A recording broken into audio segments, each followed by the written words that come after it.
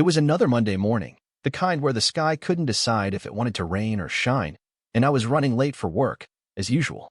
My name is Alex, and like thousands of others in this city, my daily commute involves squeezing onto an overcrowded bus for 45 minutes of swaying, stopping, and silent prayers that the person next to me remembered to use deodorant. There's something uniquely mundane about commuting. It's this strange liminal space where we're all together yet completely alone, scrolling through our phones or staring out windows, avoiding eye contact like it might somehow break an unspoken social contract. I've been taking the same route for nearly 2 years now, and I could practically navigate it in my sleep. Wake up, shower, grab coffee, rush to the bus stop, and hope that the 7:45 would be on time. It rarely was. That particular Monday, though, I was even more behind schedule than normal. My alarm had failed me, or more accurately, I had failed my alarm by hitting snooze 3 times too many. By the time I reached the bus stop, I was out of breath, my hair still damp, and my coffee sloshing dangerously close to the lip of my travel mug. Let me tell you something about the 7:45 bus. It's always packed. Not just regular packed, but sardine can packed, where personal space becomes a distant memory and you find yourself intimately acquainted with strangers' backpacks, briefcases, and occasionally their breakfast choices. I usually manage to time it so I can at least get a seat, even if it means being pressed against the window with someone's elbow digging into my ribs. But today I knew I'd be lucky just to get on. The bus pulled up, already bursting at the seams, and I joined the shuffle of people trying to board. The doors hissed open, and I stepped up, scanning desperately for any sign of space. That's when I saw him. In the sea of tired faces and business attire, he stood out like a lighthouse on a stormy night. Dark hair, slightly tousled as if he'd run his hands through it one too many times, sharp jawline, and eyes that somehow managed to look both tired and alert. He was wearing a navy blue sweater that fit him just right, and as I watched, he slid into the last available seat on the bus. Our eyes met for just a moment, and I felt that strange little jolt you get when you make unexpected eye contact with an attractive stranger. You know the feeling, that split second where you're both acknowledging each other's existence before social norms kick in, and you look away. Except he didn't look away immediately. He held my gaze for just a beat longer than necessary, the hint of a smile playing at the corners of his mouth before he finally turned his attention to his phone. I grabbed onto the nearest handrail, resigning myself to standing for the duration of the journey. The bus lurched forward, and I stumbled slightly, doing that awkward dance of trying to maintain balance while also trying not to fall into the laps of seated passengers. More people crammed on at the next stop, and suddenly I found myself being pushed further back, away from the door and deeper into the crush of bodies. The thing about being packed into a bus like this is that it forces a kind of intimacy that would be completely inappropriate in any other context. You're pressed against strangers, breathing the same air, sometimes even able to feel the warmth of their body through your clothes. It's both utterly ordinary and strangely vulnerable. As the bus made its way through the morning traffic, stopping and starting with jarring irregularity, I found myself being pushed closer to where he was sitting. I was trying not to stare, but it's hard not to notice someone who catches your eye like that. He was reading something on his phone, his brow furrowed in concentration, occasionally running a hand through his hair in a gesture that seemed both absent-minded and oddly deliberate. The bus stopped again, and impossibly, more people got on. Now I was practically standing right in front of him, trying to maintain my balance as the bus swayed and trying even harder not to make it obvious that I was acutely aware of his presence. That's when it happened. He looked up from his phone, directly at me, and then, I still can't believe this happened, he patted his lap. Not in a creepy way, but with a kind of playful gallantry, as if to say, I see your predicament, and I'm offering a solution. I must have looked shocked, because he leaned forward slightly and said, just loud enough for me to hear over the rumble of the bus, you look like you're about to fall over. I promise I don't bite. His voice was warm, with a slight rasp that suggested he might not have had his morning coffee yet. Now, let me explain something about myself. I'm not usually the type to sit on strangers' laps on public transportation. In fact, I'm generally the type to avoid interaction altogether during my commute. Headphones in, eyes down, the universal signal for, please don't talk to me. But there was something about him. Maybe it was the genuine kindness in his eyes, or maybe it was just that he was, objectively speaking, the most attractive person I'd seen in weeks, that made me hesitate instead of immediately declining. The bus lurched again, and this time I really did almost fall. Without thinking, I grabbed the seat back next to him to steady myself, which brought our faces closer together. Seriously, he said, his eyes crinkling at the corners. It's a 40-minute ride, and you look like you've had a rough morning already. I glanced around, acutely aware that this interaction was potentially visible to everyone around us, though most people were too absorbed in their phones or their own thoughts to notice. What would people think? Would they judge us? Would they assume things about our relationship, about our sexualities? It's strange how these thoughts can flash through your mind in an instant, how years of careful navigation of public spaces as a gay man can condition you to hesitate, to calculate risks. But then again, it was just a seat offer. People share seats all the time, right? Maybe not exactly like this, but still. And my legs were already aching from the day before, when I decided that a spontaneous Sunday hike was a good idea despite my general aversion to physical activity. Are you sure? I asked, immediately regretting how uncertain I sounded. He nodded, shifting slightly to make space. Absolutely. Consider it my good deed for the day.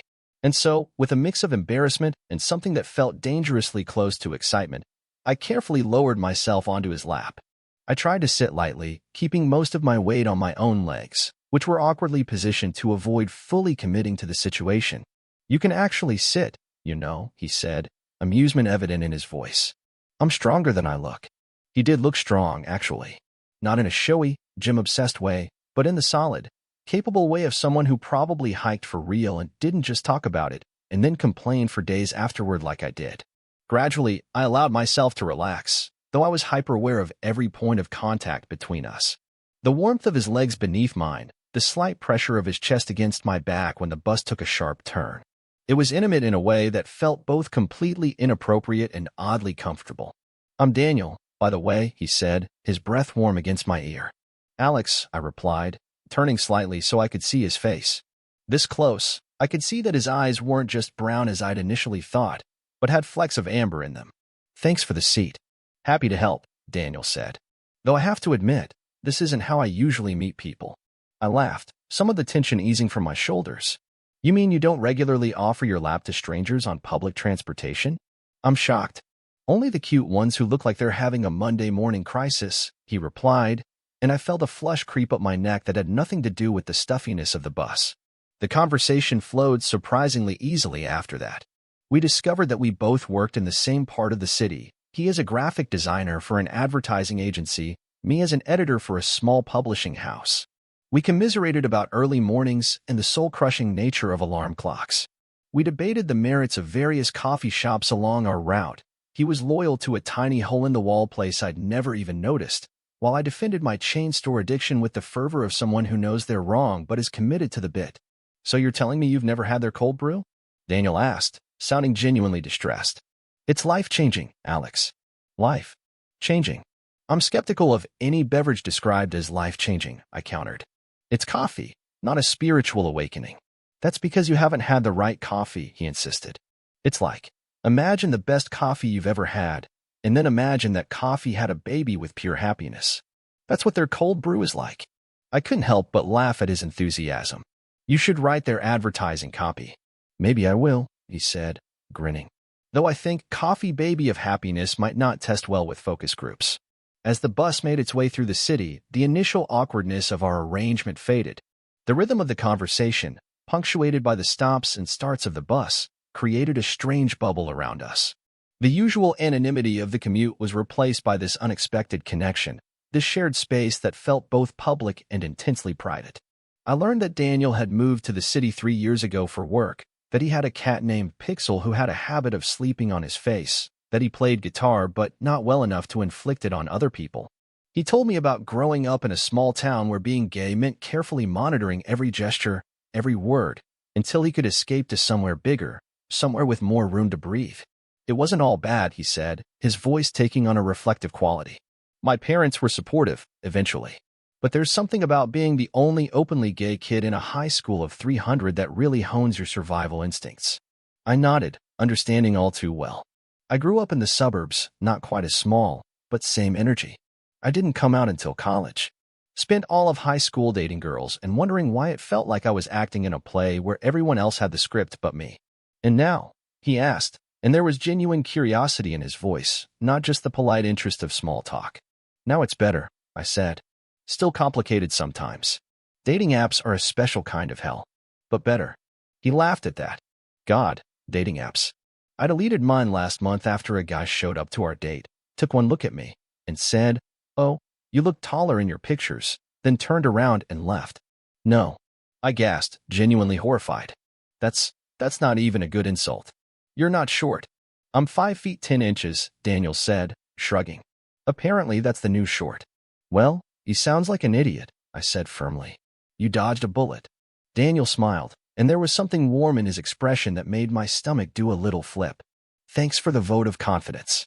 The bus was starting to empty out as we got closer to the city center. People disembarked at their stops, rushing off to start their days, unaware of the small miracle of connection happening in the back of the bus.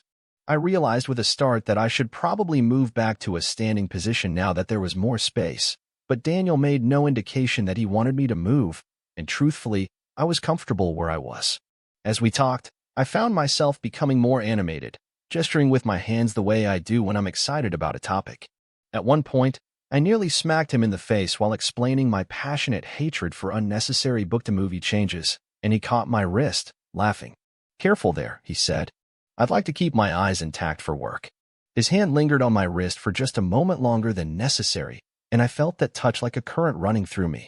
When he let go, I found myself missing the contact. The conversation shifted to books we loved, movies that had disappointed us, music that had saved us during difficult times.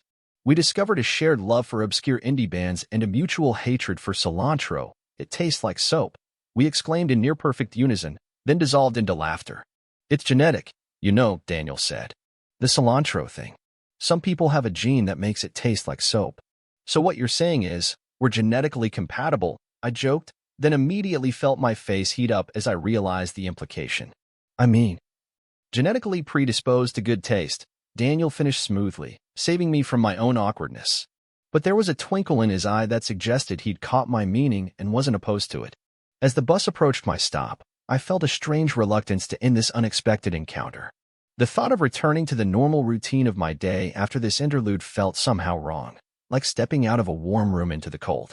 This is me, I said as the bus slowed, gesturing vaguely toward the upcoming stop. Mine too, actually, Daniel replied.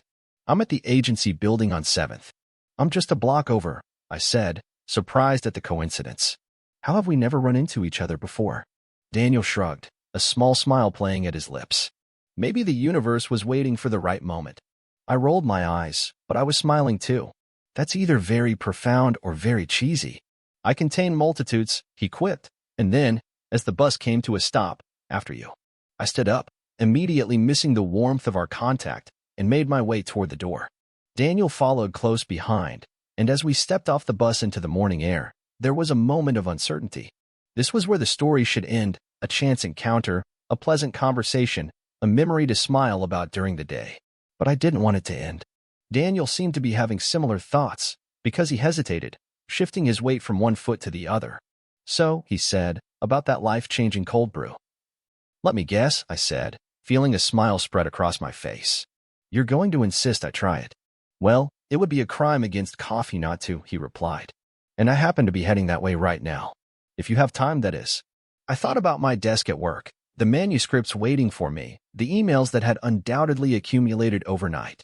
I thought about the routine of my days, the comfortable predictability that had become both a refuge and a rut. And then I thought about Daniel's smile, the way his eyes crinkled at the corners, the feeling of connection that had bloomed in the unlikeliest of places. I think my morning coffee break just got rescheduled, I said, and the way his face lit up made something in my chest tighten with anticipation. Excellent decision, Daniel said, gesturing down the street. This way to your caffeinated epiphany. As we walked side by side, our shoulders occasionally brushing, I marveled at the strange alchemy of chance that had brought us together. A late alarm, a crowded bus, a moment of boldness from a handsome stranger, any one of those elements could have been different, and we might never have met. The coffee shop was exactly as Daniel had described it, tiny, easy to miss, with a chalkboard sign outside promising coffee that makes Mondays bearable. Inside, it was warm and fragrant, with mismatched furniture and local art on the walls. Daniel greeted the barista by name and ordered 2 cold brews with the confidence of a regular.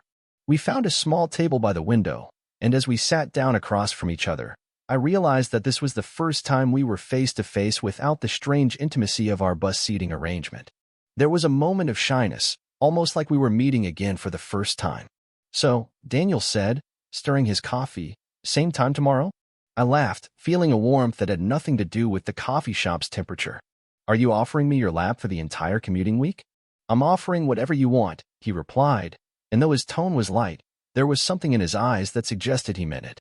The coffee was indeed exceptional, rich and smooth, with none of the bitterness I'd come to expect from cold brew.